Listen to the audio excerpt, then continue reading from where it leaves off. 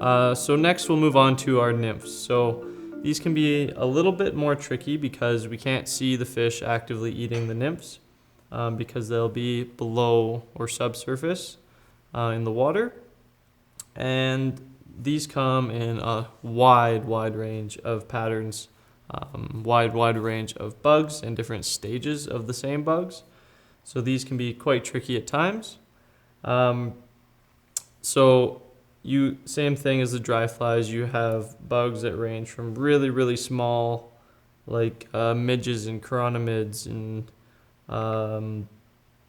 just really small mayfly patterns and those sort of things. All the way up to your leeches and your big worms and your big stonefly nymphs before they hatch. When we're fishing with nymphs, we can't really see them swimming around like we can see a dry fly bouncing around in the air on the water. So something that I like to do is to take a tool like a mesh screen or a little net, and you can put this in the water and you can flip rocks over. What this does is it'll catch all the aquatic insect life in the river, and then you'll be able to pick them out, match them in your fly box to the types of bugs and patterns that you might have to help you pick those sorts of things out. You can use tools such as a mesh screen, a little aquarium fish net. You can also use a throat pump or a stomach pump for a fish if you catch one. But the easiest by far is a little screen or a mesh net.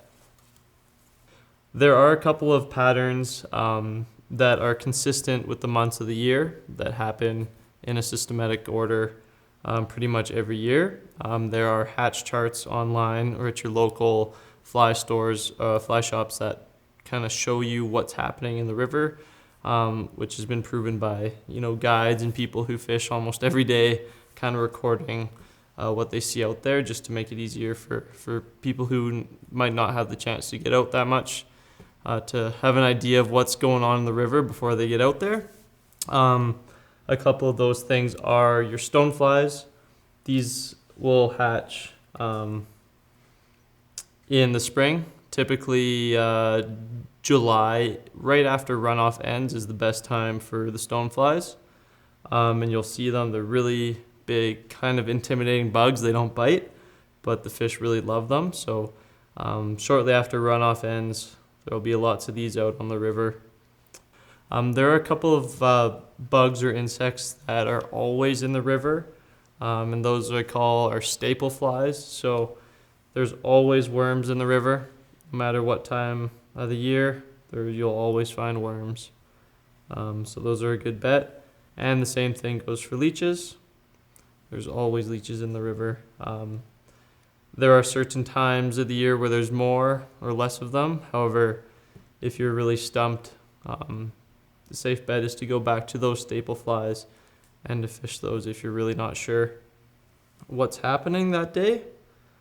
And again, there's many different patterns of leeches, many different patterns of worms, but just do your best to kind of match the size and the colors that are in the river that you're fishing in or the lake that you're fishing in.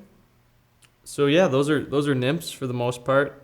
Again, same thing as dries. It goes back to matching the hatch. The better that you can match your flies to what's in the water, the better your odds are that the fish are going to come and see your fly as a food source and want to have a snack on it.